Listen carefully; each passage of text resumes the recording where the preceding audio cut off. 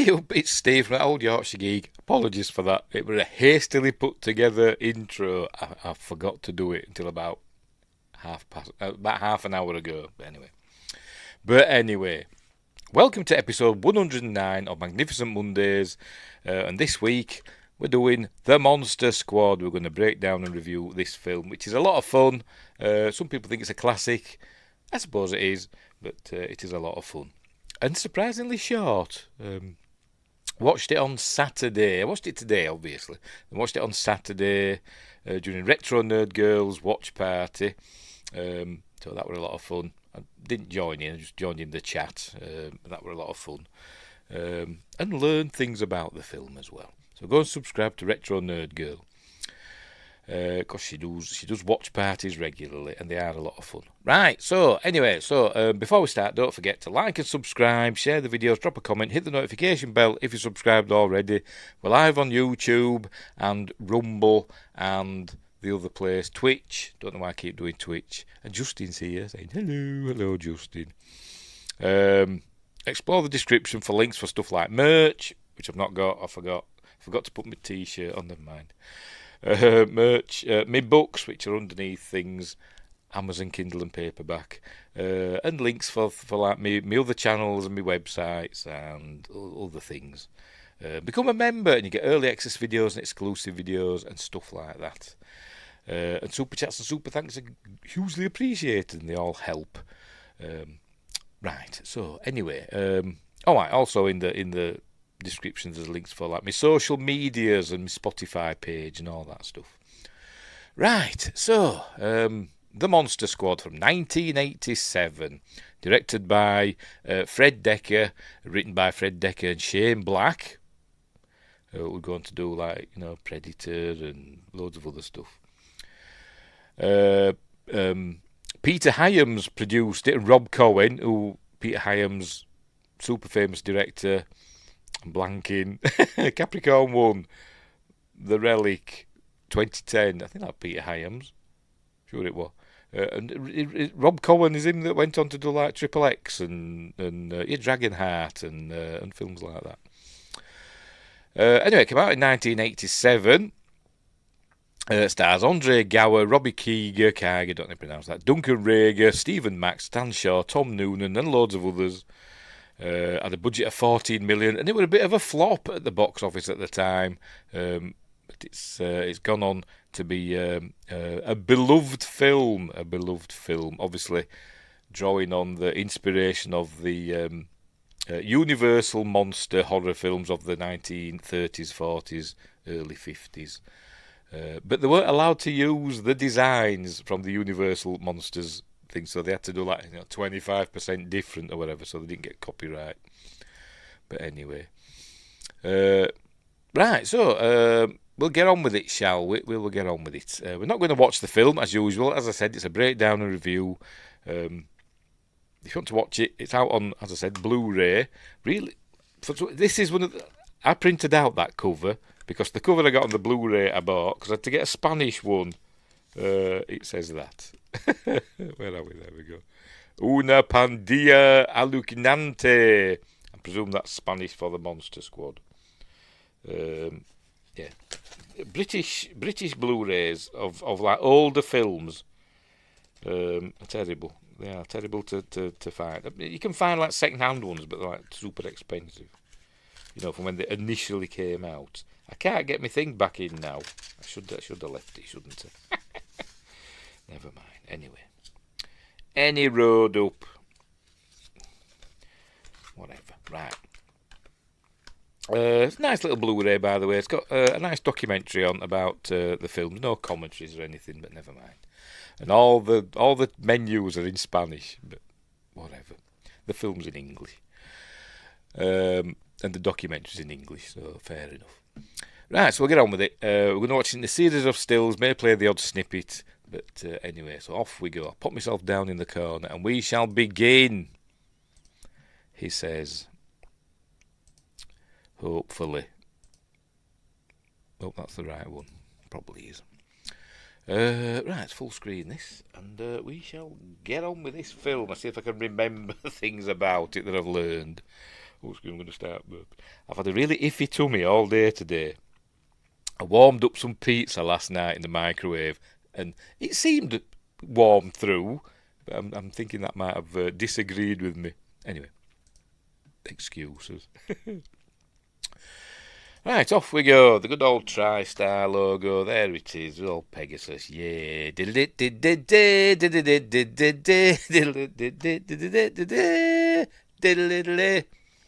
Bring that back. There we go. Taft Entertainment, Keith Barry, blah, blah, blah. And then we get a text crawl, whatever you call it, crawl, isn't it? 100 years, but nobody reads it out. They're just relying on us to read it. 100 years before the story begins. By the way, it likes the 3 dots. What do they call those? Ellipses. I think that's what they call them, isn't it? Lots of ellipses in this crawl. 100 years before this story begins, it was a time of darkness in Transylvania. You know what I did then? I'd use my wheel, my mouse wheel to scroll it down. God, I'm dead thick. I'll just scroll it up so my fat head's not in the way. A time when Dr. Abraham Van Helsing, and more ellipses, look, and a small band of freedom fighters, what they're playing at, conspired to rid the world of vampires and monsters, and to save mankind from the forces of eternal evil. Justin says Pegasus. Wow, yes, Pegasus on the TriStar thing. And then there's a little code at the end to show that it's not entirely serious. They blew it. But anyway, it's just to let you know that it's not serious. It's a light-hearted film, although there is a lot of death and destruction in it. But anyway, right, we begin in the spooky graveyard, I imagine. I'm going to get the title. Look, there it is. The Monster Squad. Fred Dekker, previous to this film, is he did Night of the Creeps, and there are in Night of the Creeps, there's a little Easter egg for the Monster Squad, scrawled on a bathroom wall saying "Go Monster Squad." So there you go. And then after this, he did RoboCop 3. And he freely admitted he was kind of in director's jail, and he's never really come out of it. He did producing after that, didn't he? He produced season 4. One of the producers on season 4 of Star Trek Enterprise, wasn't he? Anyway, right. So we've seen all the. By the way, we've seen all the other cast. Let's go through them. Let's say the kids who don't know. Andre Gower, he plays Sean. I can't remember his last name. Who is the lead kid? And Robbie, I don't know. He's one of the other kids, I think. Yes, he's Patrick. They don't tell us in this bit. It don't tell us the other kids. It goes to the adults. There we go. Stephen Macht plays Sean's dad. He's been in loads of stuff, and I can't think of what he's been in. I'm blanking. I'm hopeless. What else has he been in? He's one of those faces. I think I've seen him in loads of stuff, and you have. So let's have a look. What we've seen him in. Raid on Entebbe, Amityville, It's About Time, Graveyard Shift, lots of, classic stuff, and lots of TV. Yeah, he's been in loads of stuff. He's been in Star Trek, and I think he might have been in Stargate as well, I think, maybe. Did I see him in Stargate? I'm not sure. Babylon 5, he was in Babylon 5. Trancers, Deep Space Nine, yes, I know he'd been in Star Trek.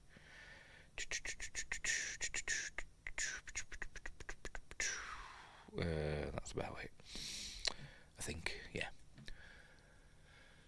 Anyway, you know his face when you see him. I know the Husky kid passed away young too. Yes, it mentioned that in the documentary, and they played Horace. Who played Horace? Brent Chalem.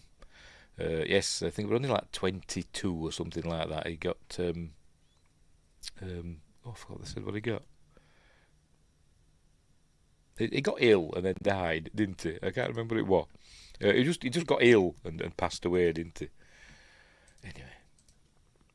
Anyway, where were we? Stephen Macht, Duncan Rieger, who if you're a Star Trek fan, you know he played Beverly Crusher's ghostly lover in everybody's favourite Star Trek: The Next Generation Next Gen episode, Sub Rosa. It's been in loads of other stuff as well, but he plays Dracula in this one. Mary Ellen Trainor plays Sean's mum. She was in every 80s film. I think she's passed away now, hasn't she? Has she? Quite recently, I think. Let me check. I think she has. Yes. Oh, well, 2015. She passed away at the age of 62. She was in every 80s film. Lethal Weapon, etc. I can't think of any others. But she was in loads of them. Anyway. She was married to somebody once, she famous. And I can't remember who. Never mind. Leonard Cimino. I think it's Cimino. Is it Cimino? I don't know. He plays scary German guy. Do we ever know his name? Does he have a name in this? Does it say? No, just a scary German guy. Who is it? Who isn't a scary German guy? We find out. But you may recognise him from V, the original V. He played scary German guy in that as well. He was good in that. He's a good character actor, in my opinion. I think that's about it, isn't it? There we go. Right, so we're in Transylvania. Look, a scary Hammer horror style castle there. Even though it's based on the Universal monsters. So we're in Transylvania. There's a skeleton. Carrying on with the credits. Stan Shaw. All them. These are the other kids. We're seeing coffins. Look, and people are going to be coming out. We're going to see music by Bruce Broughton, by the way. What else did he do? I'm blanking. He did Young Sherlock Holmes and others. I can only think of Young Sherlock Holmes. Anyway, somebody's coming out of this. Look, the spider's coming out of it, and then also a spooky hand. There we go. Monsters created by the late great Stan Winston. We're going to see some. Unless I've missed them. Oh, they're bats, by the way. Yeah, I think I've missed them. Let's go back again. There we go. For some reason in Transylvania, there's armadillos wandering about. There's armadillos. But I think they showed armadillos in the beginning of the 1931 Dracula with Bela Lugosi, didn't they? I think they did. Anyway, there we go. Armadillos. Which well-known native to Transylvania. Anyway, they're bats. And there we go. There we see a big bat. We get his first look at some Stan Winston animatronics. Cool. There we go. And it's going to be Dracula. And there's Duncan Rager as Dracula. Checking out his coffins and his brides and stuff. Meanwhile, Justin's telling us. Pneumonia is what he died of. He was taking oxygen at home and it malfunctioned and he went into a rest and a coma and passed. See, it's very sad. Very sad. At a very young age. Right, so here comes Van Helsing and his gang. Originally, they're supposed to have, I think in the original script, it was going to be arriving on Zeppelins for some reason. Because in this version, for some bizarre reason, Van Helsing's German. Even though in Dracula he was Dutch, wasn't he? Because that's why it's called Van Helsing. That's a Dutch name, isn't it? If it were German, it'd be Von Helsing, wouldn't it? But no, anyway, never mind. For some reason, this is German. Never mind him being Dutch. Played by Jack Gwilym. What else have I seen him in? I know the name, and I can't think what else I've seen him in. Were he in Star Wars, or were he in something else? He were in Clash of the Titans, wasn't he? He played Poseidon in Clash of the Titans. But were he in Star Wars as well? I don't know. I don't know. I'm trying to find him. There he is. The first Star Wars in 1977. Probably not. He was in Jason of the Argonauts, where he played King Aeetes. Clash of the Titans, yes, Poseidon. Monster Squad. Antony and Cleopatra. TV movie. No, he wasn't in Star Wars. Oh, right, I'm obviously thinking of somebody else. Battle of Britain, they were in that. Annie Hall. Boo, Annie Hall. That got the Oscar that year, didn't it, when Star Wars should have got it. La-di-da. Anyway, whatever. I'd never seen Annie Hall. Anyway, so here he comes with his gang. They were supposed to be arriving in Zeppelins, by the way, and sort of riding horses or something, I don't know. But they couldn't afford that. So they're arriving on foot. And these chaps, in a minute, are going to... Lots of explosives in this film for some weird reason. They're lighting some explosive, and they're throwing it under this portcullis. And I'm guessing there's a door behind it. Although we can't see it. It just goes on and on, doesn't it? But it just lands there. And then it blows this out. Look, this portcullis blows that out. But then it all blows the door in. But we don't see a door. I'm going to go back again. I've gone too far now. Oh, where's the door? I don't see it. It just goes in, doesn't it?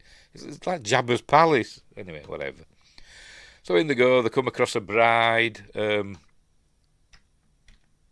I think... Oh, yeah, she's eating a possum.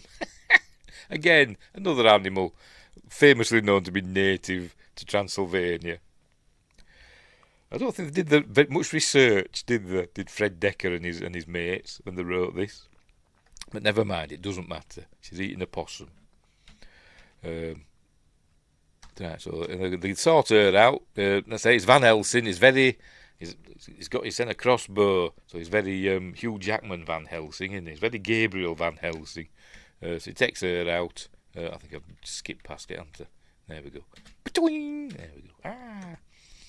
Directed by Fred Dekker. By the way, Night of the Creeps is really good. We did it on Friday Night Appointment with Fear a while back. It is a lot of fun. Tom, what's his face? I've forgotten his name now. Tom Atkins. Is that right? Tom Atkins in it. A lot of fun. I didn't mind RoboCop 3 either, to be honest. It's not a patch on the first two, but, you know, my son loves it. But, anyway. Right, so, here we go. Bringing the girl. So they're bringing the girl. For some reason she's barefoot. I don't know why, but is that important? I don't know. Maybe it's somebody else with a Hollywood foot fetish. I don't know, but maybe Tarantino had something to do with this. So here she comes. She's got to read out some words. By the way, and everything's all rocking and breaking and stuff. She's got to read some words in German, and when she does that, a vortex opens, and they're supposed to be banishing the vampires and monsters into this vortex, and they bugger it up. That's it. And they all go into it instead of the monsters. So that's it. As it said at the beginning, they blew it. So they've all gone into the vortex, and not Dracula and his monsters. And then we cut to present day. There it says there. Look, where are we? There we go. Present day at. I can't make out what that says. Something elementary school. I can't read it. I'm trying to make it. I can't make it out what it says. Does it say? Oh, I haven't. Does it say on the locations? Not just a school. Filmed at the Richland Avenue Elementary School in Los Angeles. This, by the way, but it doesn't say the name of the school. I can't make it out. I imagine that's a reference, whatever name that is. But I can't make it out. Something. Oh, it's Siodmak. Something Siodmak Elementary School. Siodmak, I'm probably mispronouncing it. I think he was one of the writer of The Wolfman, wasn't he, I think? Let me check. Is it Kurt Siodmak? That's it, isn't it? Kurt Siodmak. See if I've got that right. I bloody have, you know. Bloody hell. I think they've spelt it wrong, though. They spelt it Siod, Siodmack, and it didn't have a C in it. But anyway, did he do the Wolfman? Yes, he did the Wolfman, and Frankenstein meets the Wolfman as well, and other things. So that's his first Easter egg, I suppose you could say. Just he says, I love the Goonies, but I would have been part of the Monster Squad. In my opinion, this is the better movie. I agree, because I don't like the Goonies. I don't like the Goonies. And I said during Retro Nerd Girls watch party on Saturday that This is the most Spielberg, non-Spielberg film ever. I checked actually. I thought, did Steven Spielberg have anything to do with this film? And apparently he didn't. But it does have a very Spielbergian feel to it, in my opinion. Anyway, so where were we? Kurt Siodmak Elementary School. So that's his first little nod to the Universal monsters. There will be more. Right, so we learned that Sean and... I forgot his name already. I think it's Patrick. Sean and Patrick are in the principal's office. By the way, I thought I'd seen this school in another film or TV show or something like that. Because these doors look very familiar. Maybe all schools look like that in America, I don't know. But according to IMDb, it's not being used in anything else. The filming location, I clicked on it, and usually it tells you what else they've been in, and it just says the Monster Squad. It doesn't say anything else. So never mind. But it does look familiar. Blasphemous! The Goonies is a classic. No, it is bloody hell. I don't like the Goonies at all. I think it was the Goonies the first one. It might not have been. In my short-lived series, before I did Magnificent Mondays, I did the Monday Moan. And films that everybody loves that I don't like. And the Goonies were in there. It might have been the first one, I can't remember. We also did Conan the Barbarian. And 6 others. I'm blanking now. Stardust, which it turned out, some of them actually turned out not hating as much as I thought I did. What else were there? Thing is Day Off. Matthew, what's his face? That film. Anyway, whatever. Come on, man. Why? I just don't like it. Right, so, anyway. They're getting told off because they've been drawing scary pictures in class when they should have been doing work. And then goes as monsters, because these are the monster club they are now. They're not the Monster Squad yet. It's going to show the picture. There we go. Spider with a human head. Looks like a lemon. Doesn't it? But anyway, never mind. The kids. And I think they've been calling...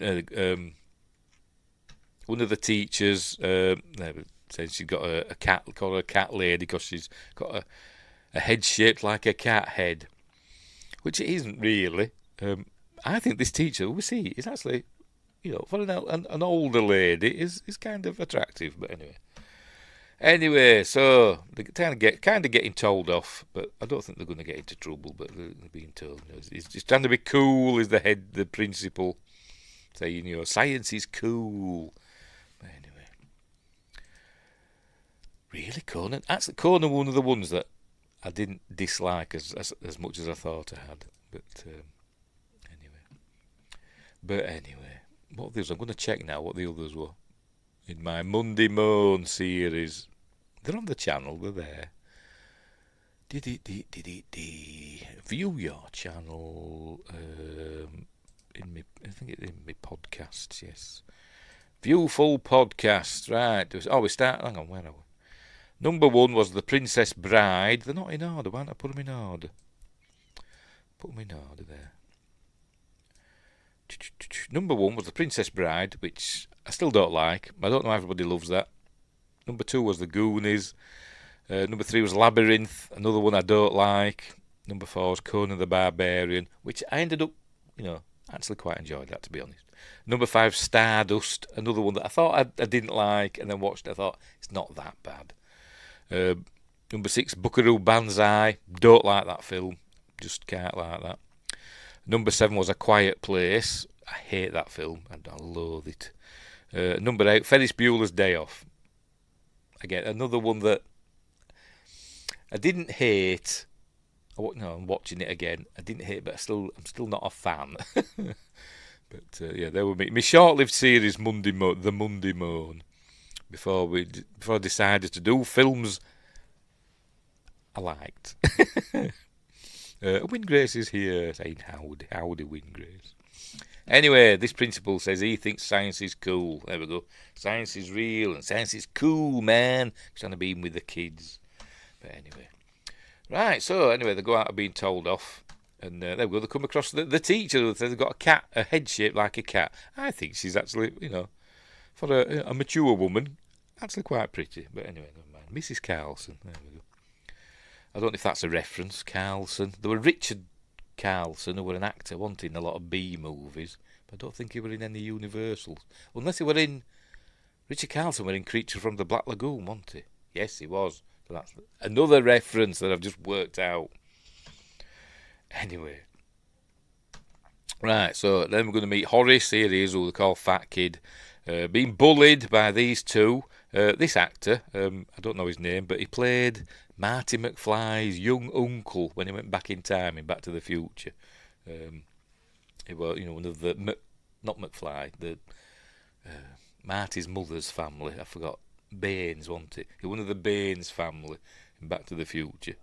One of Marty's uncles, but not Joey. Justin said, "Oh my goodness, I'm doing the face palm meme. It's on about me. Monday Moan. We've been talking about the Monday Moan, Win Grace.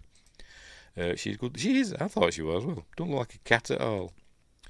Where were we? He was the brother in the Wonder Years. That's something I only saw. I didn't watch all of that. I caught the odd episode of it. Fred Savage, wasn't it? But I don't remember much about it. Oh, and was he in Wonder Years also? Apparently so. But anywho, they're picking on the bullying Horace, who they call Fat Kid.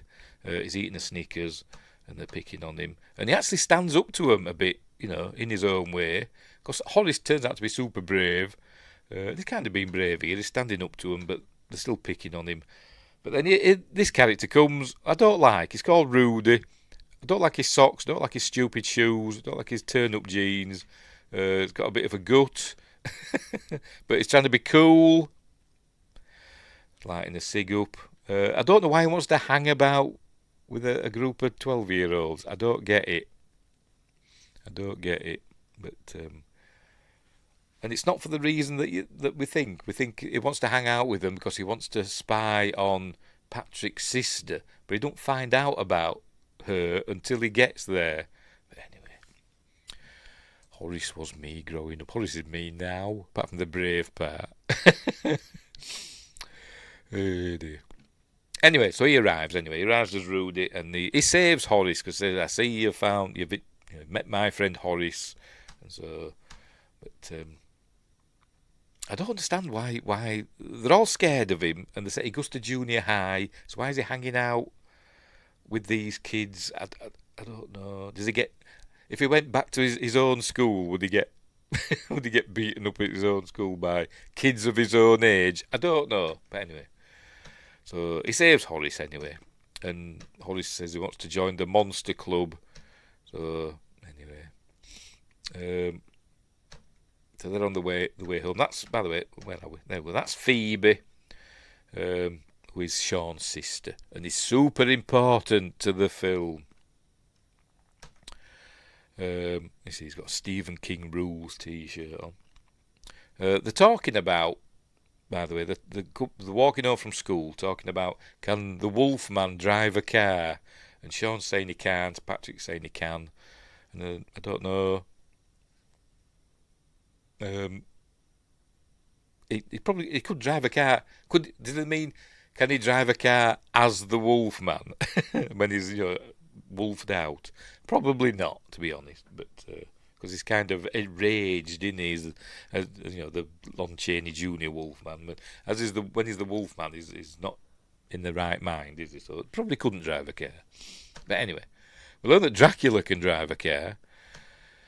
Right, so we're going to see Scary German Guy's house. There he is, looking through the net curtains. There's the scary house. Another one that I'm sure I've seen that in another film.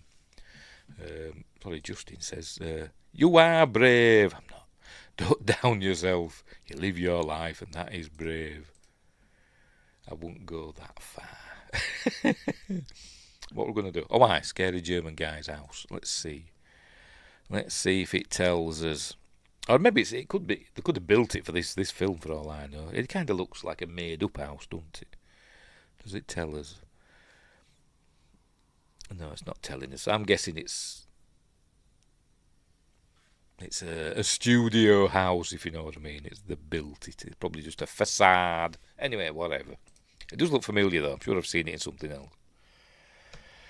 Right. So anyway. Right. So even they call Horace Fat Kid. Look. But they're his friends. He's part of the Monster Club. Oh, pardon me, burping. So here we go. They're telling Phoebe the Phoebe, she's not allowed to be in. She's not allowed to be in the Monster Club because no girls, no women allowed. In that right, fellas? That's a cow and chicken reference. But you know, Rudy wants to join, and I don't know why. But you know, thankfully he does because he's important later. But anyway, they're going to give him the monster test. Anyway, she sees scary German guy. Then we cut to pressing the wrong button. There we go, wrong key. There we go. A Star Wars style wipe. Look. There we go. An aeroplane, a World War II bomber. That's what sort it is. I don't know. But Browning cargo, another reference. Todd Browning, who did the he did Dracula, didn't he? Yes, he did Dracula. James Whale did Frankenstein, didn't he? Todd Browning did Dracula and Freaks and others. But I don't know why they're flying a World War II bomber. I think it's because they wanted the plane that's got Bombay doors, don't they? And I don't mean the place in India. Anyway. To live is to be brave, mate. You're a good dad and guy. Tusk, he says. Anywho, by the way, his meeting went well today. My son and the lady that came, she's going to help Aidan out with some stuff. That went well. She's coming back next week, and they're going to make some sandwiches. Anyway, right. So we learned that they've got crates in. He looks a bit like Al Pacino, doesn't he? Like if you got Al Pacino from Timu, looks like that. They've got wooden crates with dead bodies in it, but that's as far as they say. I don't know which dead bodies is in. But they hear a noise. Is it supposed like Air America or something like that? I don't know. But he hears a noise, so he's going to go and check it out. And the other one says, I'll stay here and make spooky sounds. And that just reminded me of my childhood. Because when I was a kid, when I was little, I don't know, like 7, 8 years old, something like that. My big brother, he used to do that. When they used to go upstairs, I used to say, I'm just nipping upstairs. And then my brother would get halfway upstairs and start going, woo, and scare me. And I'd come running back down again. Brothers, eh? Is that Richie from Sopranos? I don't know. I've never seen Sopranos, never watched it. And I understand it's amazing, but I've never watched it. So I couldn't tell you. Let's have a look, shall we? Now then, is it going to tell us though? Pilots. I think it's him. Let's see. Is it Richie from Sopranos?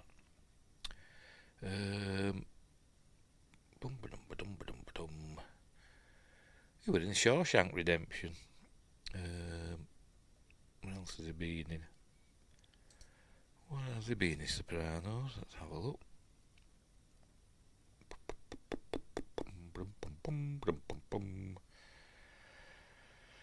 Miss Congeniality 2. I've not seen Sopranos. I'm down to year 2. I don't know if Sopranos came out. We're in The Relic, a Peter Hyams film in 1997. The Phantom. Innocent Blood. Quantum Leap. No, I don't think it's the fella from Sopranos. I don't think, unless I missed it. I could have done.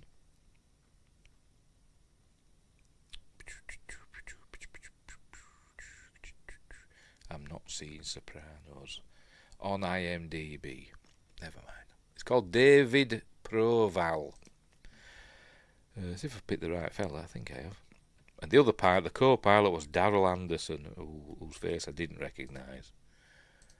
What's he? He's probably learned that he's been in tons of stuff I've seen, probably, because I didn't think of it. No, he hasn't.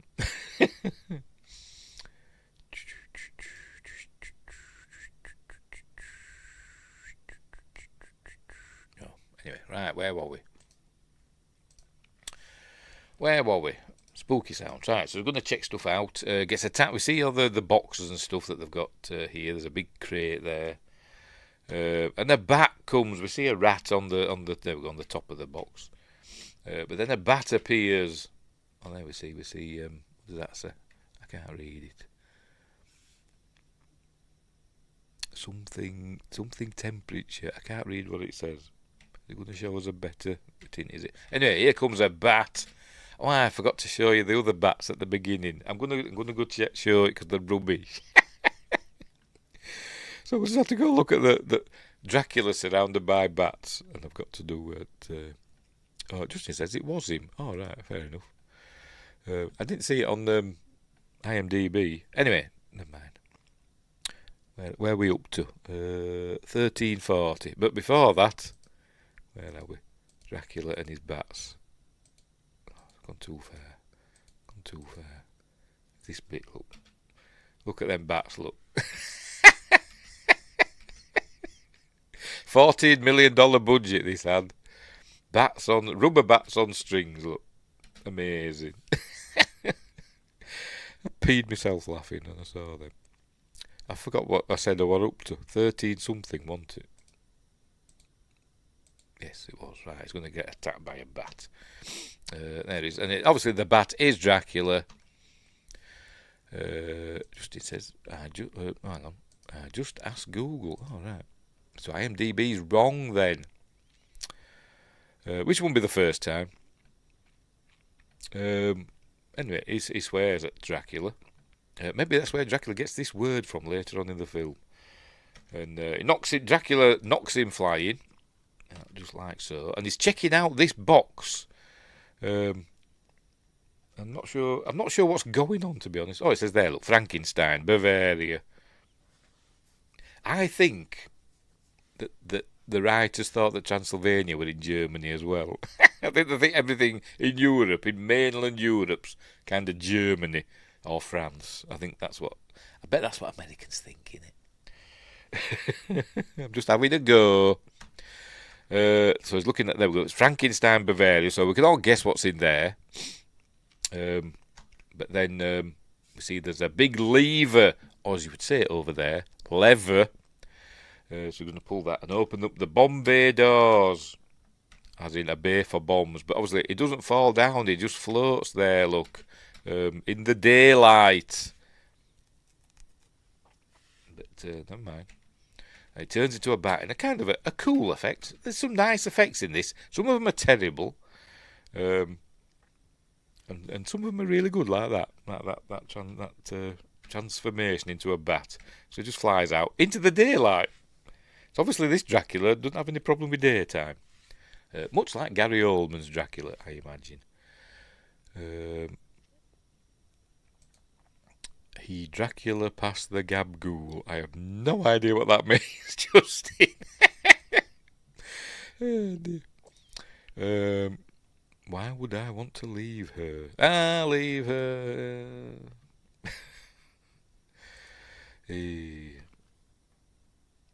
Anyway, so off he goes. There goes watching. Look, there's a bat flying away. Again, not the best effect, look. But in daytime. Sorry. Hey, Dracula, past the gab. What's a gabgool? That's a word I'm going to have to look up now. I don't know what a gabgool is.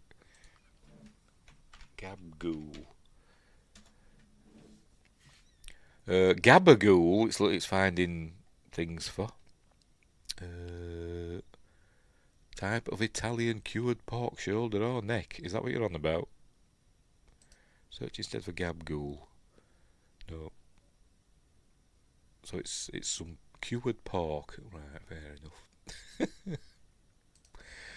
Oh, there we go. Cold cuts of meat. It's a Sopranos thing. As I said, I've never seen Sopranos. I woke up this morning and got some gabagool. Oh, right, fair enough. I've never heard of it. Never heard of gabagool. As I said, I've never seen Sopranos. So if I had seen Sopranos, I'd have known that, wouldn't I? Anywho, so he's watching Dracula flying away, and obviously the crates, because they're going to arrive now. Two of them. I'm guessing one is Dracula's coffin and the other is Frankenstein's thing. Frogs croaking, as they do. And Dracula, we see Dracula in a minute as the Bat. There he is, with his red. Oh, pardon me, burping. With his red eyes. Then we cut to the Monster Club treehouse, which is kind of a cool treehouse. I wish I had one of these when I was a kid, but I never did. This bit looks a bit rickety here, doesn't it? But the rest of it looks cool. Anyway, Windgrace knows everything because he's a pan-dimensional mega being, who is all-knowing and all-seeing. It's Italian-American slang for what the hell's capico? I don't know what that is. Just he says, my stepdad is Italian and my brothers are part. We always have gabagool. I'm probably mispronouncing that, aren't I? Anywho, I've learned something today.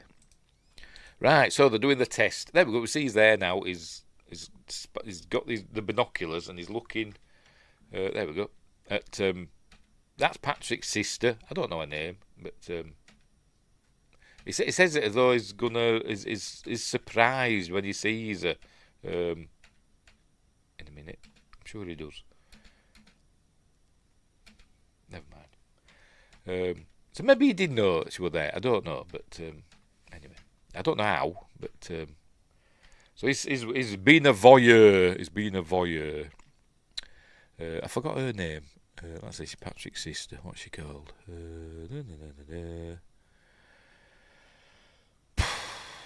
Where is she?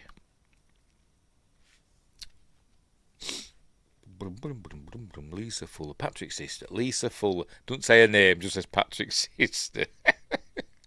Lisa Fuller. And the actor who plays Rudy, again, whose name I can't remember, Ryan Lambert, I think is in the documentary. He said he were kind of, you were trying to hit on her, but he says it didn't work. All the stuff he tried, but never mind.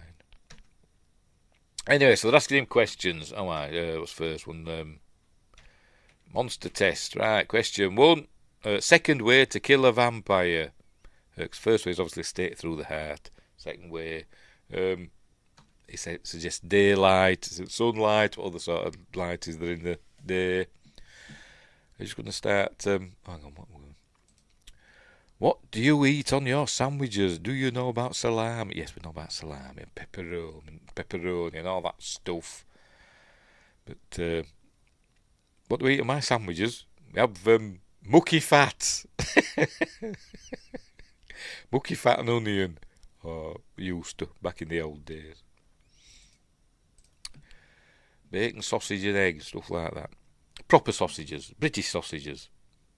Not all these spicy sausages that blooming foreigners eat. Just regular pork sausages.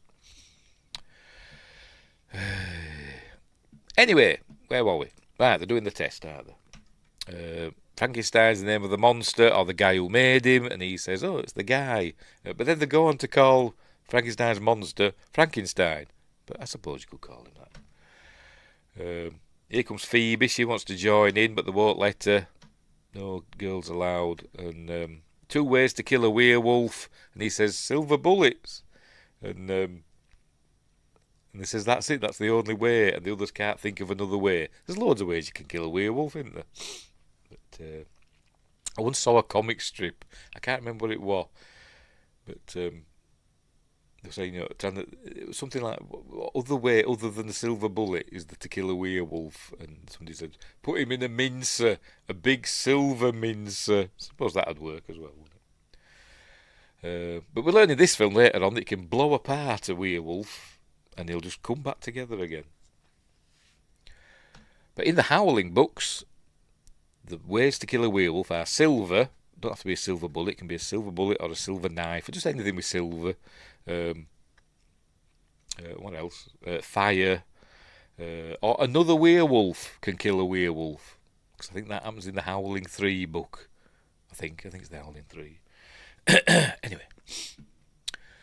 Windgrace says, I could go for some nice pastrami right now. I don't think I've ever had pastrami. It's beef, innit? Pastrami. I know that, but I don't think I've ever had any. Unless might call it something different over here. I know mozzarella's cheese. We're simple people over here with simple tastes. Hey, I made some cherry scones yesterday. You'd call them biscuits. We call them scones. We don't put gravy on. Anyway, right, so, if you don't know, we're going to be talking about other ways to kill a werewolf. But anyway, right, they've got to go in for the dinner now. There's Mary Ellen Trainor, who's been in every 80s film. We learn that she's bought him a book from a garage sale on the old mansion on Shadowbrook Road. And I thought that was a reference to something, but I couldn't find it. I think it's just made up for this film. I was thinking, is that where the Munsters live, but or the Addams family? It's not that either. Or somewhere on from Sleepy Hollow or something like that. I don't know, but I couldn't find it. But anyway, there we go. She knows nothing about monsters, by the way. She's talking about Van Helsing. She says, "Is that who fights Godzilla?" It was Dracula, Mom. He said, "Who's the tall one?" That's Godzilla. Anyway, so Van Helsing's diary, but it's all in German. So this is great. Why would Van Helsing's diary be there? I don't know, but anyway, this is German. Even though, as I said, Van Helsing was Dutch, why would we writing in German? Never mind. Right, so here comes Dracula. He's got himself an old 50s hearse, or 60s, or 50s, whatever. An oldie worldy hearse. So he's learned to drive at some point. But anyway, fair enough. So here he is. We see him. We see his face turn into a skeleton for some reason. Like in a minute. There we go. That was quick, wasn't it? He turned into a skeleton. There. Actually, that made me jump a bit. That. Scarier than I thought.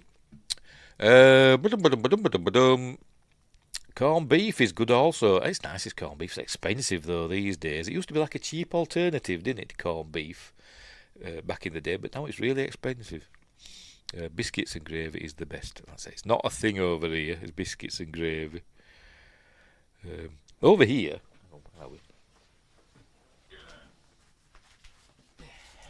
this is a biscuit over here, which I've just tried these sort for the first time today. Biscoff. I can't see for me. Hang on. Can't see. Biscoff biscuits. Never had these today, but that's a biscuit. You know, sweet biscuit. If it's not sweet, it's a cracker. And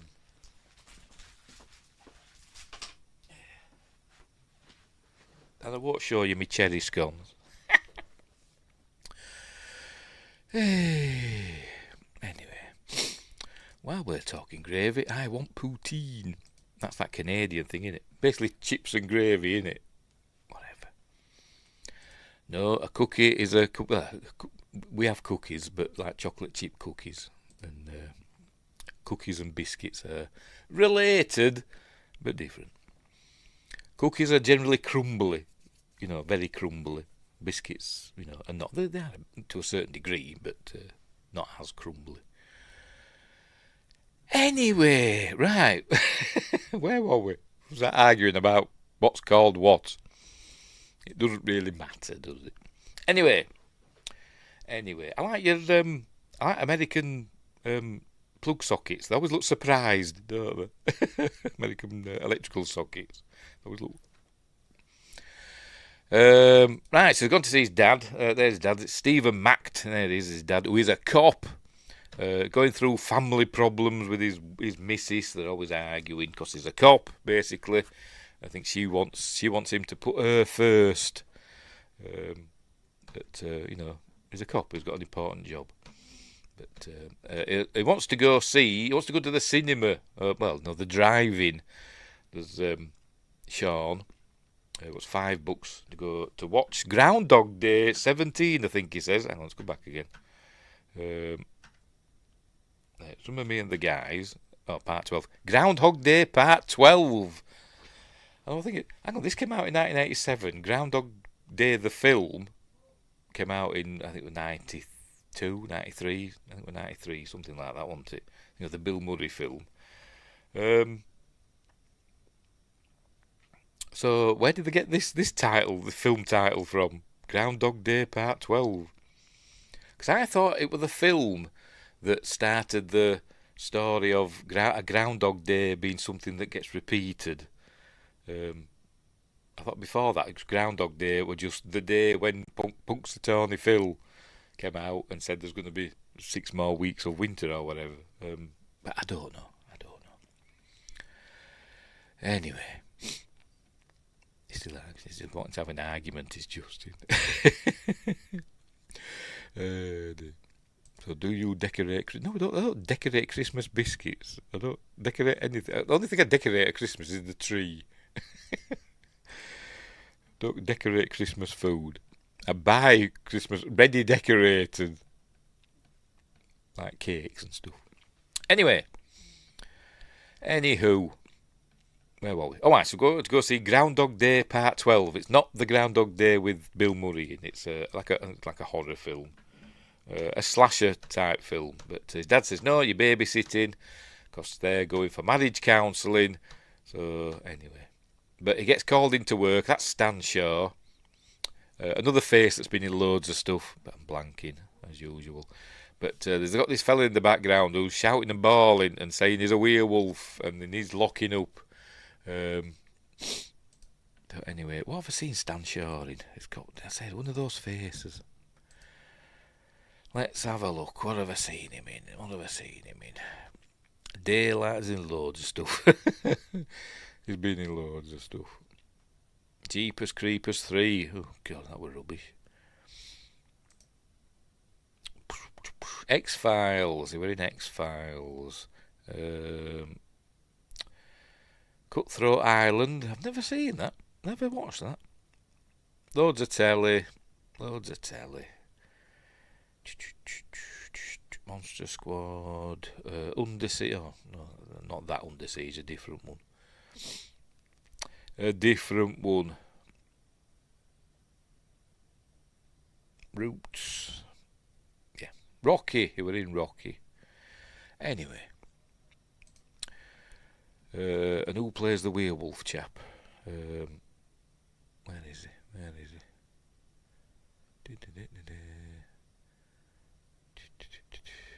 Jonathan Grease plays, it's just called Desperate Man. He becomes the werewolf.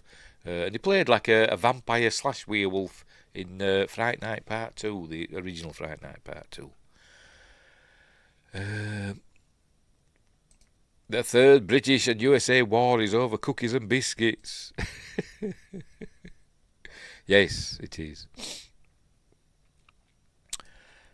Snake Eyes, he was in a lot. Yes, this is one of those. He's been in loads of stuff. Anyway, so he's playing pop in the background. But he's not phoning about that. Hang on. He's not phoning about that. They've got to go to the museum because something's happened at the museum. So that's what he's phoning about. So off he goes. And he says, I've got to go. I'm a cop. You knew that, when you married me. It's important. And she goes, well, I'm important. I thought, with the starey eyes. But anyway. He says, I love you. Off he goes to work. Meanwhile, Desperate Man is kicking off. He sees the moon and grabs a gun, starts shooting. So this cop blows him away. And they think he's dead. Anyway, meanwhile, at the museum, apparently a mummy's disappeared. Would you believe it? Bet you've never had a peanut butter and jelly sandwich either. No, we haven't. No, I haven't. I've had peanut butter sandwiches. I think what you call jelly, we call jam. I don't know if there's a difference. I know you have jam as well, don't you? But I don't know what the difference is. But I've never had them together. I like peanut butter. I like peanut butter. Crunchy peanut butter. Anyway, mummy's disappeared, so the guard says, if anybody come in and took it, I'd have seen them. So he said, well, it didn't get up and walk out of here by itself. There we go. And then we see that's just exactly what it's doing. For some reason, it's heading to Eugene's house, who is one of the kids. Anyway, all right, this is the ambulance or whatever, heading to the coroner's office. Got the body of the desperate man in it. There it is. And we see that he's about to come back to life. We're going through, passing through there. As we're going past the street lights, then the illuminator. There's the wolf man. There he is. Not the best. I don't think Stan Winston's best work, is it? This wolf man, not in my opinion. It's okay. It's amazing than I could do, but whatever. So he gets that fella. So that poor chap's a goner. Anyway, Sean has decided he's going to watch. Luckily, he lives next door to the drive-in. Does it show it? There we go. Looking through binoculars. I'm guessing this is Groundhog Day Part 12. Somebody screaming and being got. There we go. His house overlooks the drive-in. Amazing. It says, I think jelly doesn't have any actual fruit pieces in it. It's just the gelatin. Oh, right. I suppose you can get that. I don't know. I'm not a big jam fan. Although today I have written jam and cream on my little shopping list notes thing on the fridge. Because as I made some scones. So I want to have some jam and cream scones. The Cornish, I don't know which way it is. One of them is to have cream and then jam, and one is to have jam and then cream. And then that's Cornish or Devon. They do it the opposite way around. It doesn't really matter. It all goes in your gob, doesn't it? Anyway. Jelly, jam, preserves and marmalade are all just a spectrum. Yes, they're all part of the same family, aren't they? I've never been a fan of marmalade. My mother used to love marmalade, but she liked marmalade on toast and stuff, and I never liked it. Although I liked the look of it. It was one of these things that I wanted to like, and whenever I tried it, I never liked it. Anywho, right, so where were we? Right, he's watching Groundhog Day Part 12. His dad's come back from work with some fast food. There we go. So they're watching that. There's the body of the coroner, and obviously the wolf man has disappeared. They don't know. They just think the body of the man that the shot's been stolen.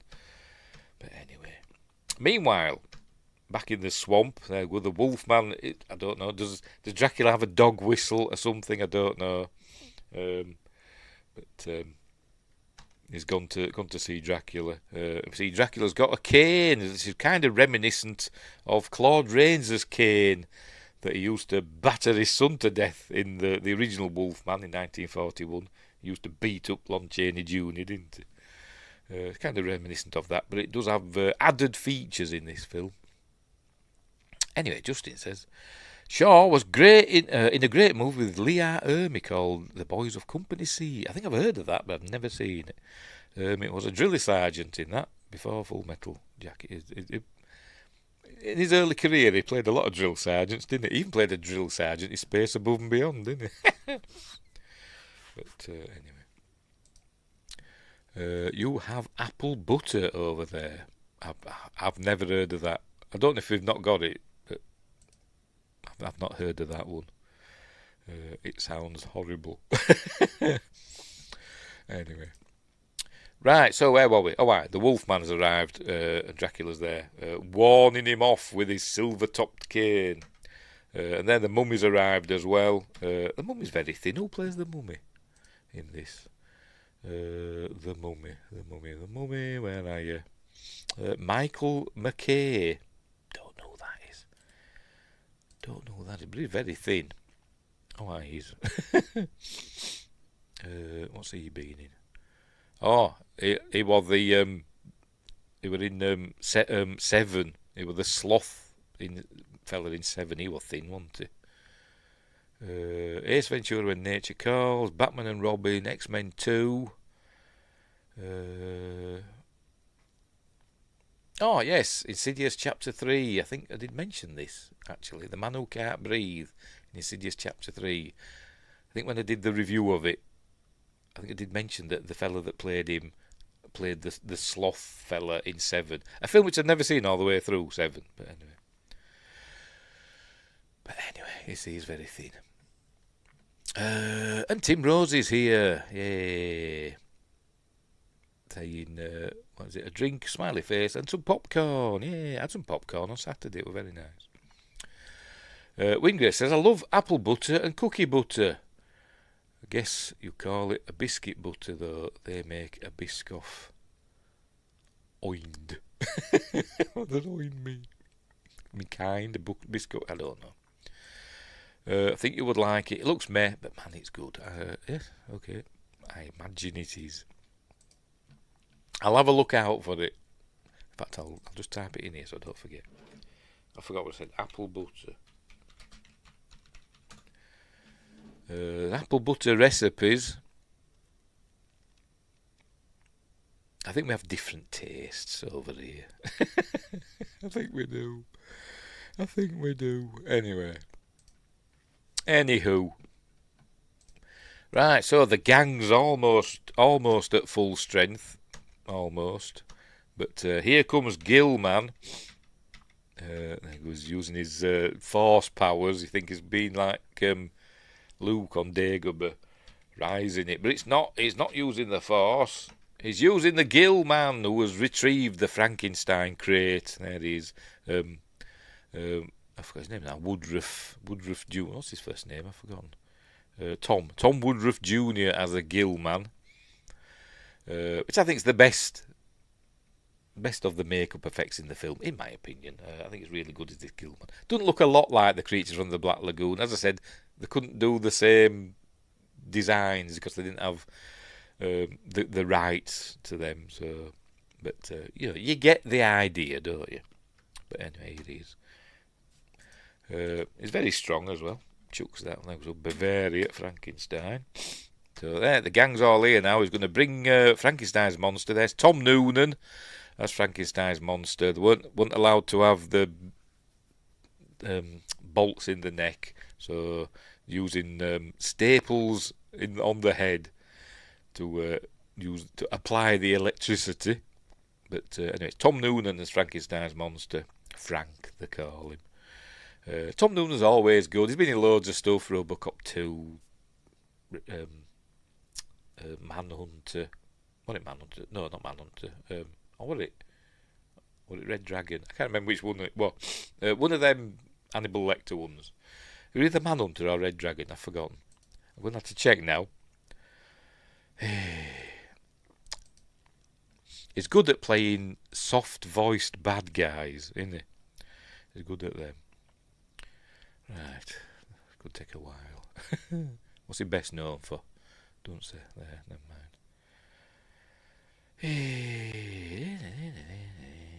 I forgot what I'm looking for. Manhunter, yes. Francis Dolarhyde. It was a Manhunter he played the baddie in. Spoilers. Yes, the monster makeup is excellent in this. It's Stan Winston. Pardon me. But anyway, so they're going to bring him round. We see that he's got some electrodes in the cane. Look, there we go. So he will attach them.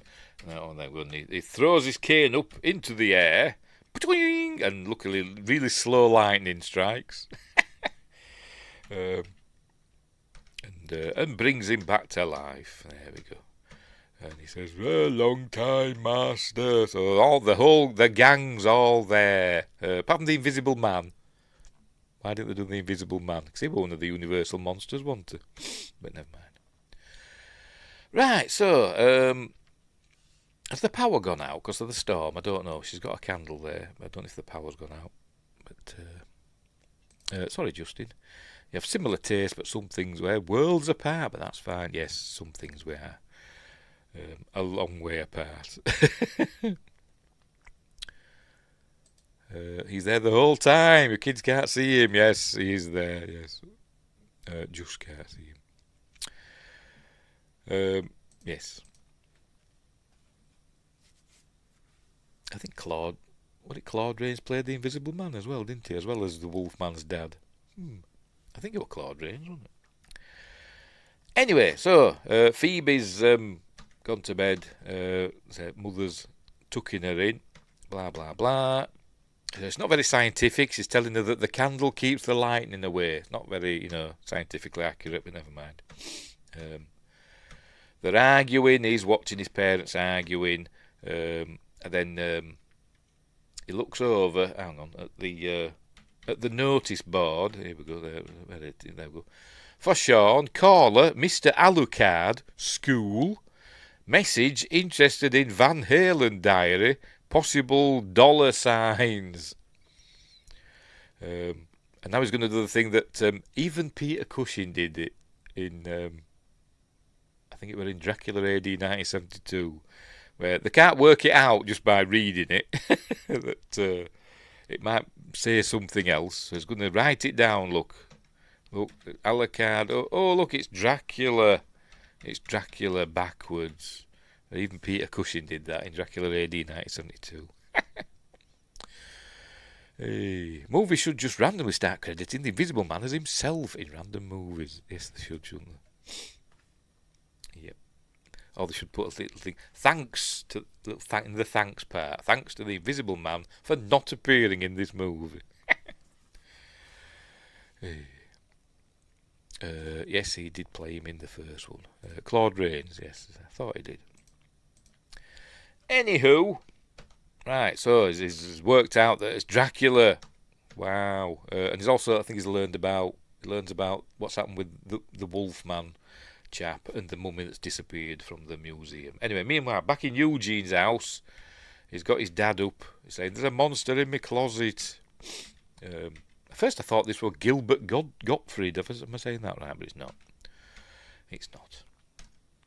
Saying, look, he's in there. So he opens the door. Luckily, he doesn't look in. He opens the door, and there's the mummy. Well, I don't know what the mummy's doing in Eugene's closet. I don't know. I think they're looking for the diary, aren't they? So is it the mummy just going into every house? I don't know, but anyway, never mind. So he goes, oh, big scary monster, and then he closes the door, and off he goes. So you're not going to get any more of them monster magazines. You're going to have nightmares. And then, as Eugene looks round, we see that the mummy's gone out the window. Right, so back in the Monster Club, which has now become the Monster Squad. There we go, because he's written it on the board. He's telling them, what he's learned. I think there's monsters. He says, the fella said he was a werewolf at the police station, and they shot him and killed him, and then the coroner's van crashed, and the coroner chap were killed, and the werewolf's bodies disappeared, and mummy disappeared from the museum, and then Eugene says, Mummy came to my house, and they just ignore him, because Eugene sees all this stuff and nobody believes him because he's Eugene. And then he says, and I think Dracula's here as well. But they go, Mummy came in my house. Oh, never mind. Anyway, so they've got to sort it out, but because there's clues in Van Helsing's diary, and it's German, and he can't read German. But apparently Patrick's sister takes German in school, so they're going to see if she'll translate it for him. But she can't, apparently. I don't know. But anyway. Meanwhile, this is the mansion on Shadowbrook Road, where the Van Helsing diary was. And it's not there. Dracula says to Frankenstein's monster, you need to go and find it. Some children have it. I don't know how he knows this. Maybe there were a receipt stub or something for the diary. I don't know, but he says some children have got the diary. Go and retrieve it, and if they cause you any trouble, kill them. There go, children possess it. But spoilers, he doesn't. He's a goodie. I don't know why, but he just is. Right, so did they not ask her? Did they not? I can't remember. Did they not ask his sister? I can't remember. Let me go back again. I can't read it. It's all in German. My sister takes German in high school. Your sister doesn't speak German. All she does is hang around the guys. So this is where he finds that the girl he's been looking at is Patrick's sister. So they obviously don't ask her. They don't go and ask his sister if she can translate it. So never mind. Right, where were we? Right, so they've got to go to scary German guy's house. And he says, so what's, there we go. Maybe he doesn't speak English. What's German for please don't murder us? Bitte morden Sie uns nicht. So there it is. It turns out scary German guy is really nice German guy, but a bit scary. Meanwhile, Phoebe's playing, and this is reminiscent. There we go. See Phoebe playing by the water.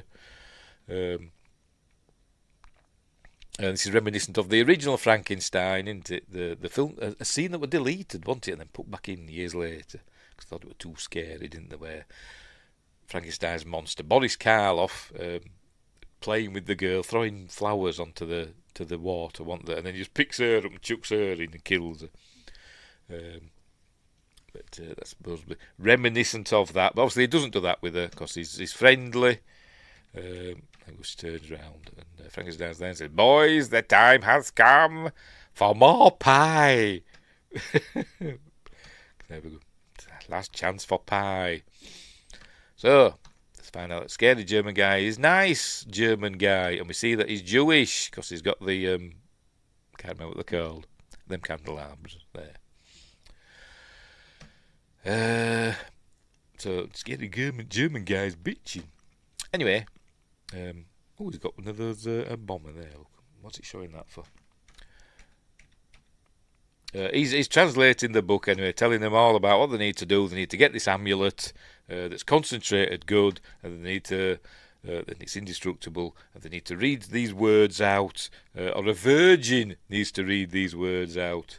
Apparently it's got to be a female virgin, it seems, but anyway. So that's what they've got to do, but it's got to be on midnight or something on a certain day, which happens to be tomorrow in this film, not in real life, in this film. Which will open a vortex into limbo, which is where Van Helsing went and all his gang. And it's only once every 100 years, which just happens to be tomorrow, so that's what they're all surprised about there. So anyway, says, you probably thought I was some kind of monster, 'cause that's what he talks like. Says, or a vampire, perhaps, but if I were a vampire, I would not cast a reflection. Says, gee, you know a lot about monsters. There we go. And says, yes, I suppose I do. And then, and then it shows us why he knows all about monsters. There we go. Well, we see he's got a concentration camp tattoo. So he's a Holocaust survivor. Anyway, he should have said, when he got the diary, he should have said to him, actually, this is not German, it's Dutch. But luckily, I am Dutch. But never mind. Right, so they've got to go to the mansion on Shadowbrook Road and do all that stuff. But they need to find a virgin. So this is where they're going to Rudy, who's the diner. And he says, know any virgins? Right, so we're working out what they've got to do. Rudy's got to get some silver bullets. Is that all they're asking? Yes. Rudy's got to get some silver bullets. Fat kid, just call him Horace. He's got to get a map and find Shadowbrook Road. You'd think a name like that, you'd know, wouldn't you? If I lived in like a town and there was a Shadowbrook Road, you'd think it'd be famous, wouldn't you?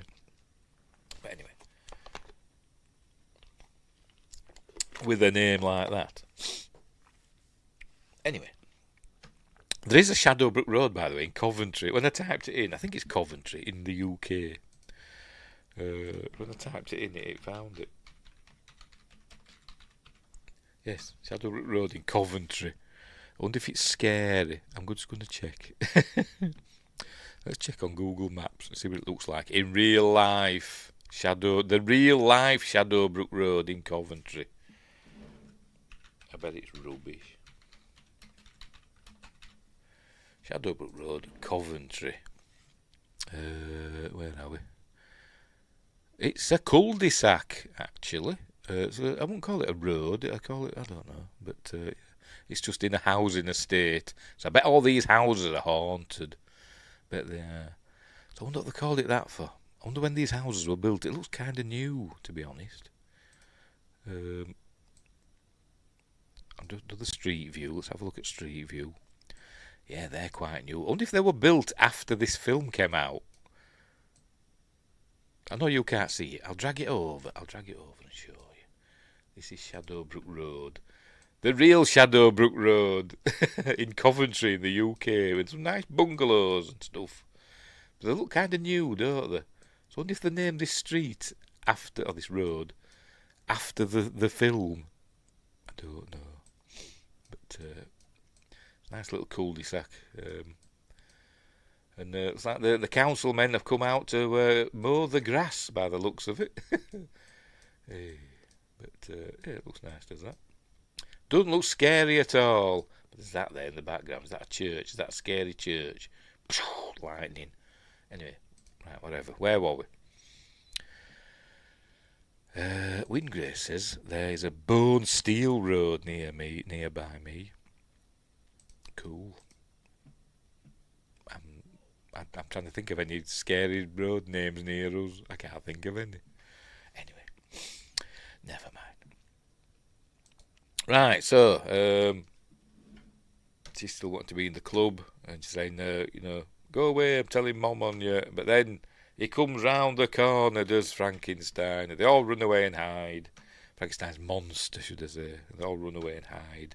Saying, he's a good guy, he's friends with us. By the way, she's a really good little actress, whoever plays Phoebe. She was only 5 when she did this. What's she called? Ashley Bank.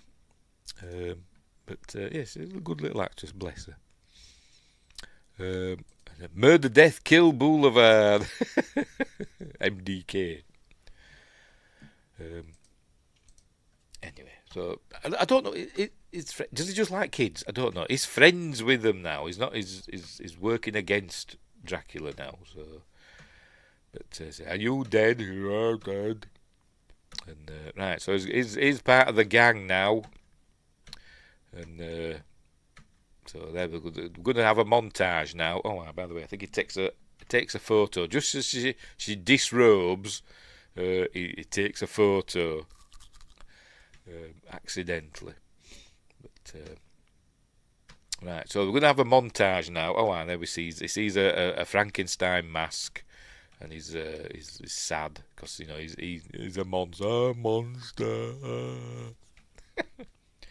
But anyway, that's scary. Right, so that's it. Spielberg. Right, so we're going to get a montage now. In a minute. But first, Dracula has found the amulet. There it is. There it is. Soon the creatures of the night shall rule the world. It don't sound like Bela Lugosi in this, by the way. And there's no one to stop us except the Monster Squad. Is it got his famous Monsters of Filmland? I've never read that magazine, but I want to. Is it still going? I don't know, but I love the covers. But anyway, right. So here we go. Spielberg City. They're going and doing a montage. There's the cat lady teacher. Rudy's got some silver spoons and stuff, silver cutlery, and he's going to melt them all down. And but first they're making steaks. Making steaks. Rudy's doing the weapons, isn't he? Phoebe's been like it's like E.T., isn't it? She's dressing up Frankenstein like Drew Barrymore dressed up E.T. But Eugene's writing a letter to the army. Dear army guys, come all quick. There are monsters, Eugene. And they come at the end of the film, surprisingly enough. But anyway, gets the dog to lick the envelope. Which, anyway, never mind. That Patrick using a guillotine. Remember these? Remember guillotines? None of this, just that there to protect your fingers. Oh dear. The Monster Squad. Here he is. Here's where he's melting down some silver cutlery to make some silver bullets. And now Sean's mum's wondering where her silver stuff's gone. Hang on, it shows in a minute. There we go. Just a couple of forks left. Why do you take all of them? Don't know. It's just to show us, isn't it? Right, they found Shadowbrook Road. There it is, near Cheney College, as in Lon Chaney and Lon Chaney Jr. What else have we got? Slace Street. I don't know what that's a reference to. Don't know. Maybe not anything. I don't know. But anyway, there's Shadowbrook Road. So they found that. Here we learn that archers are really unattentive. Really unattentive. Because they're all doing all their archery, and Rudy just nicks their stuff and runs off with it, and nobody notices. Anyway, it's picked up. It's been to the 1 hour photo. There we go. I hope Robin Williams isn't in there, but the 1 hour photo thing, and obviously seeing the photos of Patrick's sister. There we go. Wow. Anyway, and see, they wanted to see pictures of Patrick's sister in the nude. It's for kids, is this film? Anyway, right. So, the drugged up, the desperate man, so he doesn't go and grass on him, but he's going to turn into the Wolfman soon. Right, so the long black hearse, no plates, were seen near the site of the coroner's thing crash. But anyway, but then he gets a phone call. The desperate man's managed to get out before he's turned into the Wolfman, and he's phoned up Sean's dad, who's a cop, remember. Sorry, Wingrace, we just call them paper cutter. You have a cooler name. Yes, we call them guillotines at school. From our French cousins. Anyway, phoned him up saying, you got to go to an old mansion on 666 Shadowbrook Road, and he's going to get your son. And he doesn't believe him. I'm the guy that said he was a werewolf, and then in the phone booth, he starts turning into a werewolf. But first, hang on, where is it? We go round there, have a nice wipe, and there we go. And then suddenly, loads of milk starts coming out of his mouth. Like that, look. At least I hope it's milk. I was just reminded of Ron Burgundy in his phone booth, drinking his milk on a hot day. Anyway. So he turns into the Wolfman, smashes up Bill and Ted's time machine, and heads out into the night. Stomps off into the night. Howling, it said. Oh, missed it, never mind. Right, so, where are they going now? I forgot what they're doing. Yes, they're wanting to get, what's her face? Patrick's sister, and ask her if she's a virgin. Yes, I hate it when I'm trapped in a glass case of emotion. I haven't seen Anchorman for ages. Was that was it the first one or the second? I can't remember. I think it was the first one, wasn't it? Anyway, there he is. There she is, I mean. Right, so here, Eugene's got a Twinkie, and the dog makes it go into the water, and he's going to get it, but, for Pete's sake, but Gilman's got other ideas. So Eugene's always seeing this stuff. But creatures took my Winky. There we go. Creature stole my Twinkie. What's a Winky for? Twinkie. Anyway, right, so they've got Patrick's sister in the clubhouse, so to speak. I'm going to ask her if she's a virgin. But I don't. She must say yes. She must say she is, because they're going to blackmail her with them photos.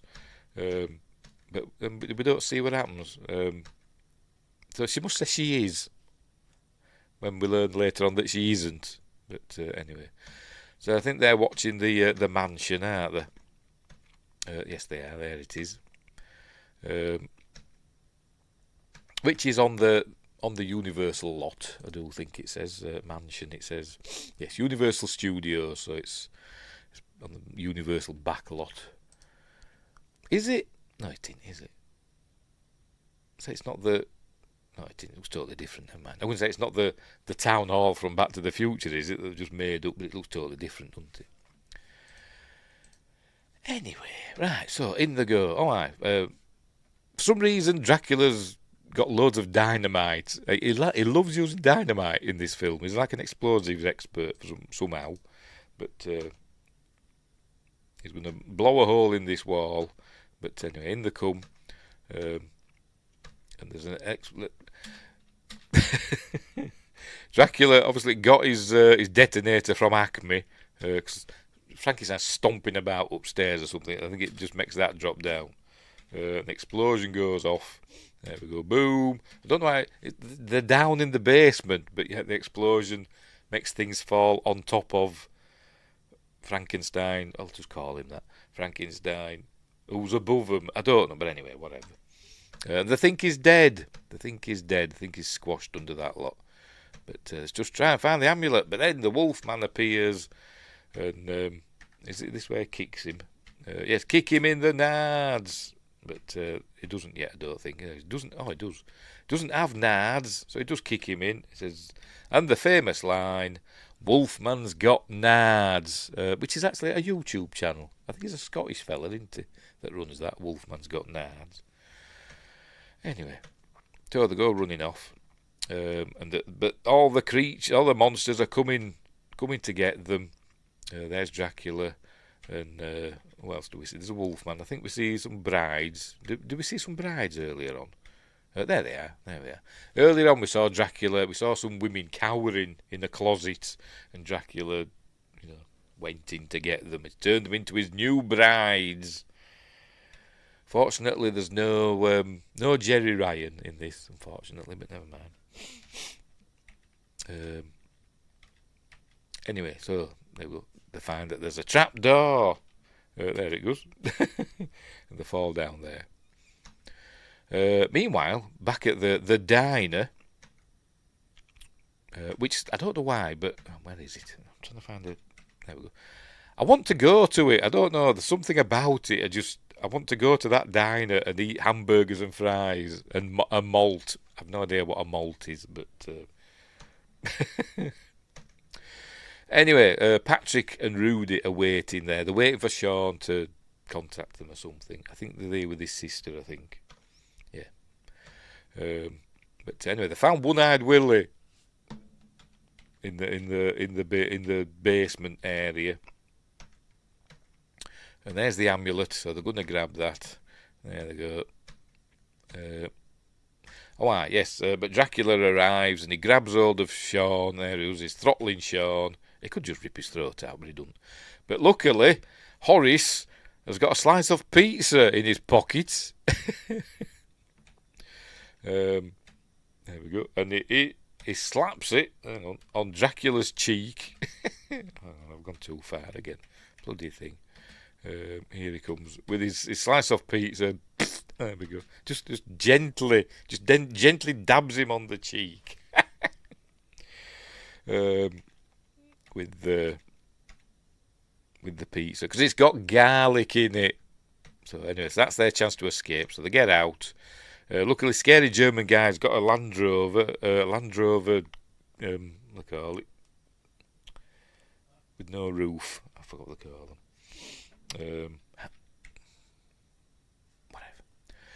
Whatever. So they're going to head to the church in town. I kicked Wolfman in the nards. But anyway, Right, so we're going to head to the church in town. So we're going to have a big showdown in the middle of town. But meanwhile, the mummy's there, and he grabs hold of the back of the Jeep. Not Jeep, it's a Land Rover, isn't it? And there he is. And he unravels, basically. There we go. The dog pulls on the thing, and they tie the bandage to an arrow. Remember, he stole all the bows and arrows. And ties into a tree and unravels the thingamabob. Do I know Maltesers? Oh, yes, I love Maltesers. Probably my favourite sweetie thing. I love Maltesers. They taste nicer when they come in a box as well. I think they do, rather than a bag. A malt is just a milkshake with the powder they use to make those. Malted milk, right? Fair enough. I'm sure they're lovely.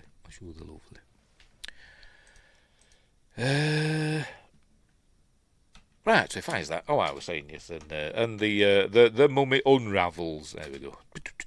Just his head left, his skull. So that's the end of the mummy. A bit of an anticlimax for the mummy, wasn't it? They should have got Arnold Vosloo, shouldn't they? He'd have sorted them out. Anyway, meanwhile, Sean's dad and Stan Shaw. There we go. They're racing. I think they're racing to the mansion. But here comes the hearse. There we go, with the silver skull on the top. And for some reason, are they playing chicken? I don't know. They just go, instead of steering out of the way. But he says they're going like 100 miles an hour, didn't he? The hearse just passes through them as though it's ghostly. I don't know. It's a film. And so they realise something weird's going on. So I think they turn round and go back now. Anyway. So Dracula's arrived at Sean's house with his dynamite, because he's got more dynamite than Brendan Fraser in The Mummy. And he chucks it into the treehouse. There we go, into the Monster Squad Club. And he does I don't know if I missed it. There we go. What does he say? Meeting adjourned, he says. I say, it doesn't sound like... I'll unmute it. I thought I unmuted it. What are you on zero for? Stupid thing. Meeting adjourned. And then it blows up. Boom! There we go. It's 2 shots of it blowing up. Overkill, but anyway. But then Sean's dad arrives back at his house. Got a stick of dynamite again. So got more dynamite than Nobel. But he says freeze, but he throws the dynamite, and this is where Stan Shaw cops for it, because he blows up the car with Stan Shaw in it. Dell, get out of there. There we go. So that's the end of Stan Shaw. Dell. So he shoots Dracula, but obviously it doesn't do anything because he's Dracula, and it does a here we go. I think we saw this transformation style when it was I forgot his name now. John Carradine played Dracula, didn't he? And we saw this animation when he did that, didn't we? In the was it House of Dracula? I think it was House of Dracula.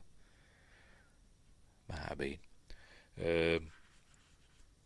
Where it shows it as the shadow, an animation. I think they did it in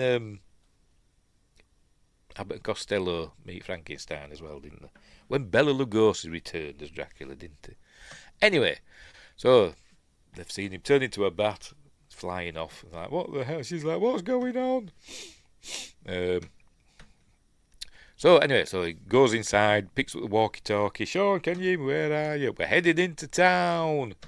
So anyway, right. So here come the brides, and Rudy's going to sort them out because he says, "I'm part of the gang, aren't I?" Meanwhile, scary German guys getting Sean's Patrick's sister to read the German because she's, they're trying to make out she's a virgin. Anyway, it just kills these. It gets one. So she's dead. No messing about, But anyway, and another one he gets like that. He just gets and I don't know about the third one. What happens to the third one? I don't think we see what happens to the third one. I don't know. But anyway, terrible effect there. Look at the bats. That's Dracula arriving. And Sean's dad shoots it as it comes in, and it goes through a window into this, I don't know, whatever it is. Book depository, I don't know. But he runs upstairs, and then we get a shot, like raspy breathing. This reminds me of Evil Ed in Fright Night, you know, when he's turning. When he turns into a wolf, doesn't he, in that? And then when he's turning back slowly after he's been staked. That kind of effect kind of reminds me of that. Obviously, the bullets obviously hurt him, but he's turning back into Dracula. There we go. And then the Wolfman appears and that's throwing people about. And there's Sean's dad had lit the dynamite, and this is where we're going to see the Wolfman get blown apart. There we go. He shoves it down his kecks, chucks him out the window. Really chucks him in, throwing him with some force, hasn't he? And you think that's the end of the Wolfman, but we learn that it's not. Meanwhile, Dracula's gone. But the Wolfman's in bits. Kids' film. Oh dear. They actually did say that. I think that's why it was a bit of a flop, because the marketing didn't know how to market it. They didn't know if it were a kids' film, they should aim it at kids, or if it were for like teenagers or adults. They didn't know how to market it, basically, which is fair enough. And Fred Dekker said, you know, hold my hands up, it's how we made it. But anyway, we're going to see now he's just going to reintegrate himself. So there we go. So Dracula, Wolfman's going to appear again shortly. Anyway, she's speaking German, but not doing very well. Right, so where's this big limbo thing? Meanwhile, Wolfman, was here, reintegrated, and said, "You're not a virgin, are you? Only Steve, but he doesn't count. Not me." Meanwhile, Wolfman's fighting policemen and killing people left, right and centre. And he's got a silver bullet, remember? I think he only made one, actually. Out of all the cutlery he took, I think he only made one silver bullet, I think. He puts it in this gun that this policeman had. And he shoots him. In a minute. Has he shot him now? Oh, no. There we go. He shoots him. As he says, bang, and shoots the Wolfman. And then he instantly turns back into the desperate man, Jonathan Grease. A bit like in American Wolf in London when they killed David at the end of that. He instantly turned back, didn't he? And he says, "Thank you." There we go, "Thank you." And then expires. So anyway, meanwhile, Gilman's arrived, the creature, and Tom Woodruff Jr. could hardly see anything. So he said they had to do a really carefully choreographed bit here, because he couldn't see the stuntmen who were running at him. And he said they had to do a little dance, you know, and like 1, 2 and all that stuff. And so he knew where they were. Off Pete's sake. Next he's fighting. Apparently really hitting him as well. The truncheons they've got, or whatever you call batons, they're like foam, but apparently they had metal inside, and they were really whacking him, and it hurting him. I need to say, ow. Anyway, Eugene points to Phoebe and says, "Is she a virgin?" And obviously she is. But meanwhile, Horace has got to deal with Gilman, because there's all these dead policemen lying about, because it's a kids' film. So he blows Gilman away. Yes, it goes to this. Is it a comic book store? I think it is. And there's the bullies from earlier. They won't let him in. EJ, that's what he's called. But let me in, but they won't let him in. So he's just going to blow him away. Look, he just blows Gilman away with the shotgun that he got off a dead policeman. There we go. Boom. So there we go. And they come out. There we go. So, "Yay, fat kid. Well done. Good job." He says, "My name is Horace." And now he's dead, unfortunately. But anyway, very sad. Right, so here comes Dracula. For some reason, he's electrified. I don't know why, he just is. And all the police are attacking him one at a time. No, none of them are trying to shoot him.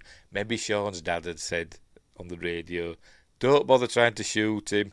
It doesn't work." So they're just gonna try and hit him with their batons, and he's just beating them up. Well, throwing them about. Meanwhile, little Phoebe's is repeating what German guy's saying, the German thing that she's to read. There we go. And she's actually going to be genuinely scared here. So here he comes, does Dracula, and he picks her up by the chin. And they did this in one take, and she was poor little lass. She was genuinely scared of Duncan Rieger here, because he says to her, he says, "The immortal line. Give me the amulet, you bitch." Again, overkill. It is, isn't it? Just a bit. But she was genuinely terrified, poor little lass. And he says he apologised to her after and made sure she were okay. But poor, they did it in one take. But anyway, here comes. He's not dead after all, but he's lost a lot of hair, hasn't he? Frank arrives with a big smile on his face, and Tom Noonan said that Fred Dekker says, "No, don't smile. Don't smile when you're getting him because you're angry. You're getting revenge on Dracula." But Tom Noonan says, "I wanted to smile because I was happy to get him." And he says, "I'm just going to smile. What you going to do about it?" From the documentary, Tom Noonan seems a bit of a knobhead, but anyway. But a nice fella, but a bit of a knobhead. But anyway, so he gets Dracula and throws him. He called bogus, and chucks him across the way, and he lands on a spike, but not a wooden stake. I mean, leaded iron works as well, doesn't it? We learn from Life Force, but I don't know. But he's on there. But he's not dead. He does come back in a minute. But anyway, so there was Phoebe. Anyway, and it was disappeared from that.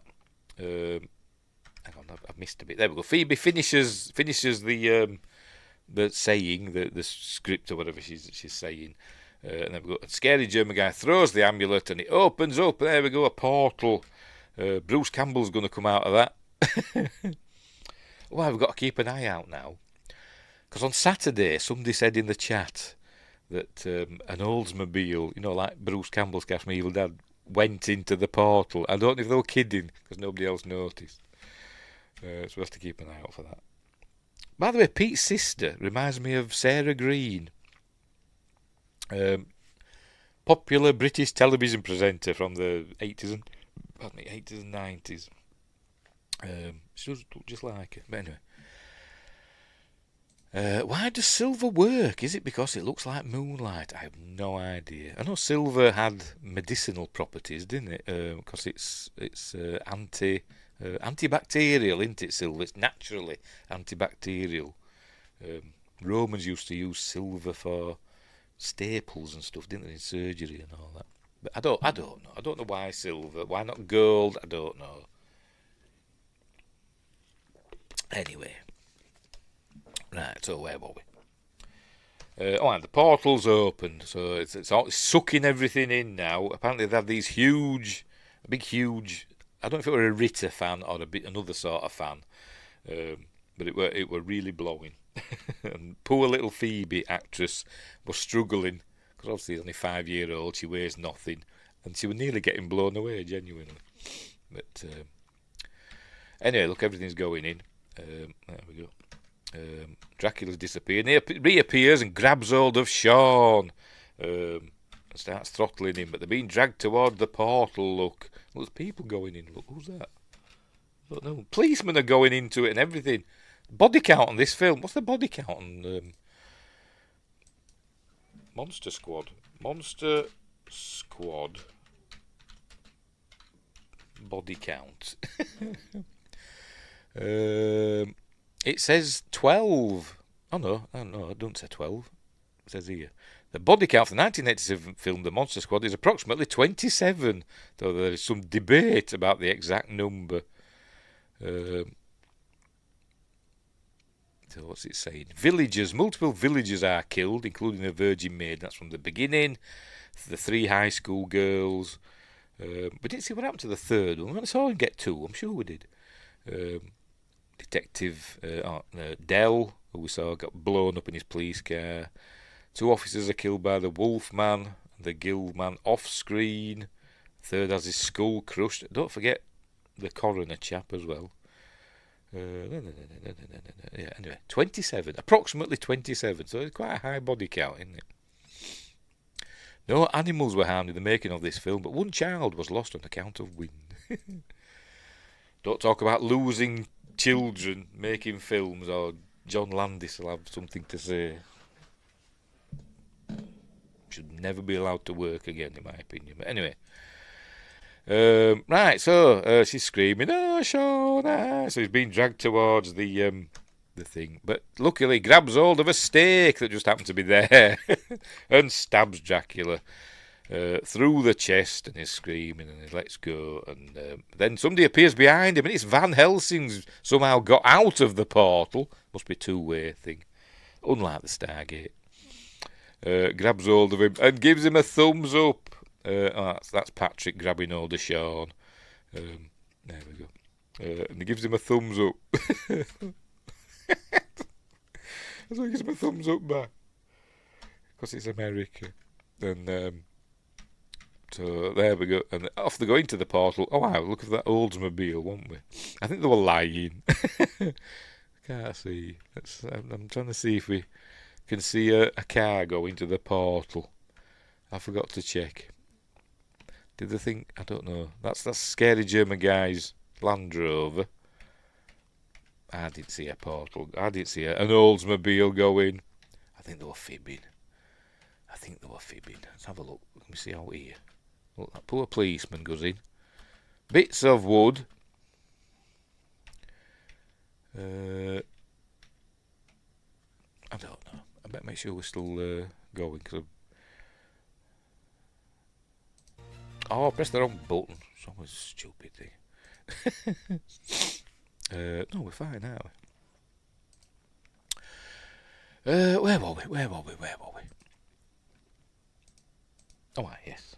Looking for see an Oldsmobile going in as an Evil Dead reference, but I don't think we're going to have it. I think they were fibbing.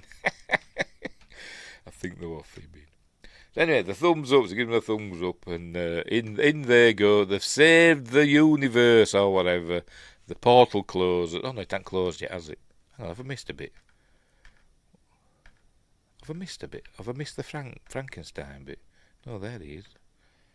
There. Where is it? So Dracula's gone. There's the poor dog. What's the dog called? I've no idea. Here comes Frankenstein. Phoebe. This is the bit where we're all crying now. Don't go away, Frankenstein. Phoebe. So off he goes, and she throws scraps at him, which is her little toy. Bye, Frankenstein. Don't go. It is very. I'm crying now. Look, crying. But anyway, off he goes, and it's all nice. And then the portal closes. I didn't see an Oldsmobile go in. We see bits of fence and stuff. I can't see a car. Anyway, and then it closes, and everything's done and saved the world. 27 people have died. I think that includes monsters, though. And then the army arrive. There we go. With a tank and some soldiers. I'm guessing a National Guard, probably. I don't know. But, okay. There we go. Where are we? Somebody says... Where does he say? He's asking for Eugene. He's like, who's Eugene? All right, son, where are they? The monsters. Mummy came in my house. Is Eugene a bit slow? I don't know, but... so, if you write a scrawled note in kids' handwriting in crayon and just send it off to the Pentagon or whatever, does that mean they'll just allocate resources to go and investigate, i.e. troops and tanks? Obviously so.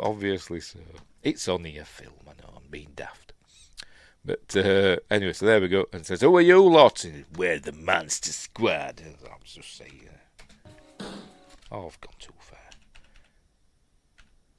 There we go. We're the Monster Squad. We're the Monster Squad. They've got their card. And that's the end of the film. There we go. That's the Fred Dekker film. And there we pull out. See the devastation in the town. So I don't know how they're going to explain it. I don't know. Apparently there was going to be a sequel, wasn't there? If this was successful, there was going to be a sequel, and I've forgotten what it was going to be about. Does it say? Does it say in the trivia? Let's have a look. By the way, Liam Neeson were originally going to be Dracula, but for whatever reason, I don't know, he dropped out or whatever, or they just replaced him, I don't know. But, Liam Neeson were originally up to be Dracula in this film. Anyway. The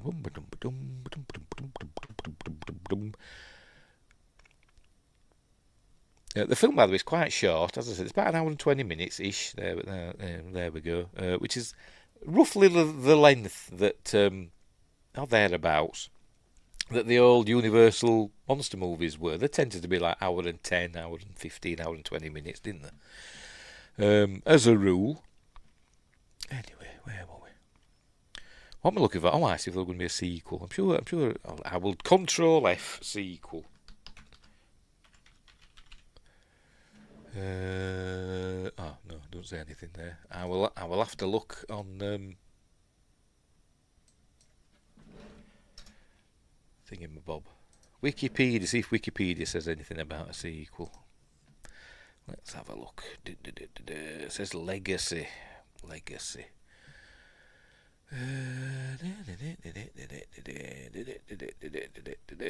it doesn't say anything. I'm sure somebody said there was going to be a sequel, and they'd hoped to be one, and what it was about, but I've forgotten. Rob Cohen said he wanted to do 2008. There were plans to do a remake the film, but it never happened, apparently. Remake's no longer in development. Oh, so no, I don't know about a sequel.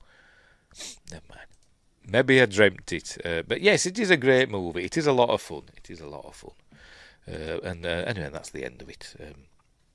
So there we go. It is on. I think it is on YouTube, but it's not a great quality version. If you just type it in, Monster Squad full movie. It's not HD, but it is on Amazon, and I don't think it's HD on Amazon, to be honest. It's on Amazon Prime. I think you watch it for free if you're an Amazon Prime subscriber. But I think that's standard definition. But that's it. You can get the Blu-ray. And all that stuff. But I don't think there's anything else, is there? I don't think anything else happens at the end. No, it don't. Oh, there we go. The Monster Squad. The end. A fun flick. Oh, there we go. That's the end of the Monster Squad. A fun film. I did enjoy it. I do enjoy. It's actually better than I thought it was. I remember, enjoying it to a certain degree, but kind of rolling my eyes at it a lot. But not as much as Goonies. But I do like it more than I used to. But anyway, so there we go. So that's the end of the Monster Squad. Great film. I do really enjoy it with some good acting in it, particularly Phoebe. I think Phoebe steals the show, to be honest. And she's a 5-year-old little actress. Bless her.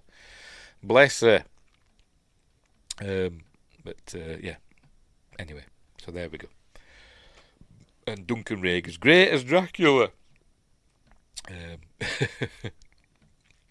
Anyway. Right. So we're all done and dusted. We'll leave it there. So what's coming up next? So I'll get rid of that. That can go back on my shelf. What's coming up next? On Wednesday, I'm doing my top 10 favourite horror movies. Or my top 10 horror movies. I won't put top 10 favourite horror, unless I have done already. You put favourite horror movies in, nobody watches it. If you just put top 10 horror movies, people might tune in. Anyway, my top 10 horror movies, with got lots of honourable mentions, But it is an actual top 10, a countdown from 10 to 1. So I won't tell you what it is, but that's on Wednesday at the usual time. Remember, our clocks have gone back over here, so I think it'll be an hour later for you, an hour earlier. I don't know. I think an hour later, I think. Yes, of all time. So it's 9 p.m. UK time. I don't know what it'll be over yonder. And then on Friday, because it's Halloween on Friday, we're doing a watch party of Halloween 4, The Return of Michael Myers. So that'll be fun. So if you've got a copy, you can watch along with me. I'll have a big timer on screen and all that. And that's it. I haven't decided what next Monday's film's going to be, so we'll see. So, is it an hour later? Right, okie dokie. I can't work it out in my brain. Anyway, excuse me. I think yours go back next week, don't they? This weekend, I think. I think somebody said that in America your clocks go back this weekend, so then we'll be all back to normal. But anyway, right, so we'll leave it there. We're all done and dusted. So thanks, Win Grace and Justin and Tim Rose and Stream Boo over on Twitch. Do I have anybody else popping? I mentioned Tim Rose, didn't I? Not the famous Tim Rose, he claims, although I think he is. Who did Salacious Crumb and Admiral Akbar.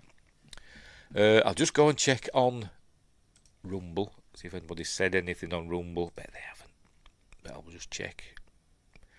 Live chat. No live chat on Rumble. Didn't think there would be. Right, so we're all done and dusted. We'll leave it there. We will leave it there. Hang on, what am I doing? Bum. Right, so. So thanks, guys, for keeping me company while I waffle on about the Monster Squad. A fun flick, and we'll be all back to normal next week. Don't have to do spooky films, although I still might do one. I don't know. I haven't decided what I'm going to do yet. So we'll leave it there. We will leave it there. Now then, where is it? There we go. So thanks for watching. Wherever you are, look after each other, and until next time, I'll say there.